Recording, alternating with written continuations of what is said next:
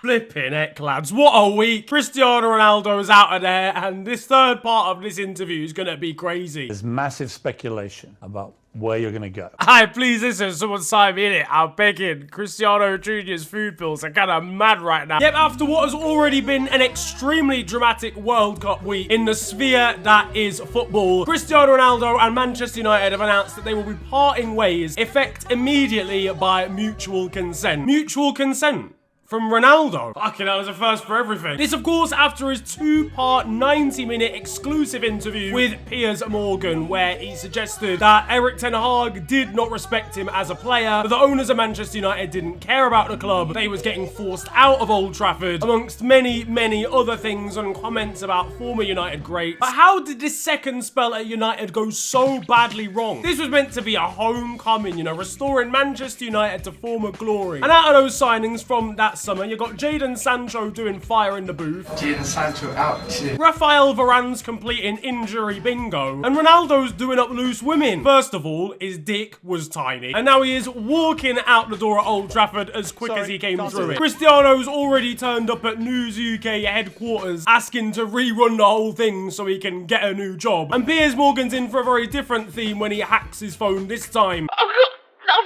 It's just a crazy situation because obviously this is probably what Cristiano Ronaldo wanted. Going on the record saying all that stuff about United, there was only one way this was going to end. But the fact that he is leaving halfway through the season in such an explosive way is just absolutely nuts for the world of football. This guy is playing at the World Cup as a freelancer. When someone asks where he works, he says it's complicated. And all of this the week after that iconic LV picture orchestrated with him and Lionel Messi playing chess. I think that's going to be checkmate, Your Honor. I can't lie, after Messi versus Saudi Arabia this week, both of them lost this game. Losing at chess and then losing his job at the same time, pretty criminal from Ron if you ask me.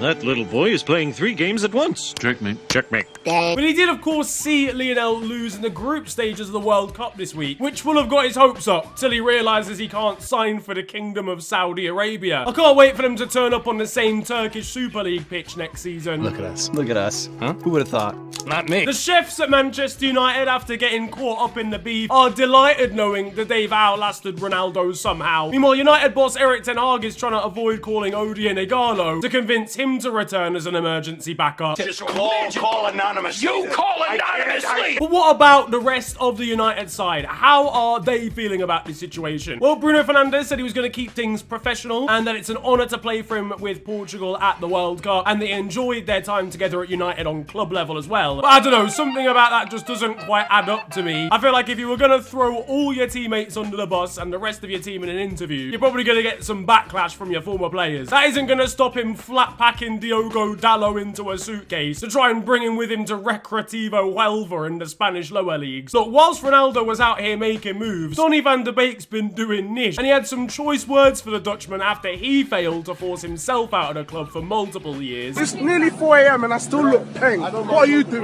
Sleeping like a dickhead. But one man benefiting could be Alejandro Garnacho, who'll be stealing that vacant number 7 shirt in the blink of an eye. Just as Speed started travelling to the UK to see his idol, and Ronaldo leaves Manchester United. How's your luck? Don't do this to me, bro. The poor kid's gonna be devastated. I'm convinced these two things are linked, honestly. Ronaldo has seen this kid following him everywhere in Manchester. He's got a restraining order and he's out of there. I honestly wouldn't even be surprised if he turned up for United trials tomorrow to try and replace his idol. Either that or he's gonna have to change allegiances. And I can't lie, he's gonna be even more confused when Cristiano announces that he's gonna be playing in the Birmingham and District Amateur Challenge Division 1 Northwest. What the fuck league is this? And it raises an obvious question, doesn't it, this entire situation? Where is Cristiano Ronaldo gonna end up now that he's left United? Vincent Kompany was asked whether he would take the Portuguese striker at Burnley. His response was pretty clear. Take him at Burnley.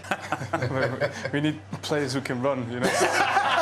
Barnett seemed interested in a deal over on Twitter. Meanwhile, Ashton United, who you may know for reaching out to Erling Haaland recently to take the Norwegian striker on loan for 28 days during the World Cup, have announced that they are officially not in contact with Cristiano Ronaldo over a deal there. You understand the disrespect? These lot play with jumpers for goalposts and they still don't want Cristiano Ronaldo. And I can't lie, it's gonna be difficult to work it out because theoretically Cristiano Ronaldo should really only be playing for the top sides, Champions League sides, sides, if you will. But in terms of the major European leagues, like Bayern aren't going to take him. He's not that sort of player. The rest of Germany is not really an option in terms of the wages there. France, PSG, he's not going to go there when Neymar, Messi, and Mbappe are already at the club. And the rest of France, I don't think is an option in terms of wages. In England, and he's obviously burnt bridges with United, he's not good enough for Liverpool or Man City. I wouldn't even say he's good enough for Arsenal either. I don't really see an option for any of the Spanish sides. And in Italy, I mean, he's already been to Juventus, so that won't happen again. For me, the only major option at a major club is maybe a Chelsea if they do something chronically stupid here. But other than that, I think he might genuinely end up going to like the MLS or something. Into Miami, who he's been linked with already. And speaking of America, the club's American owners, the Glazers, have announced that the club may well be for sale, which will be joy to most Manchester United fans. But these lot genuinely saw they weren't going to win the MLS Cup anymore and decided to sell the club. Now, we've already spoken about what was wrong and right with Cristiano Ronaldo's interview. For me, I think it's extremely unprofessional. It is quite literally the height of unprofessionalism to come on record and talk about the lack of respect you have for your boss, talk about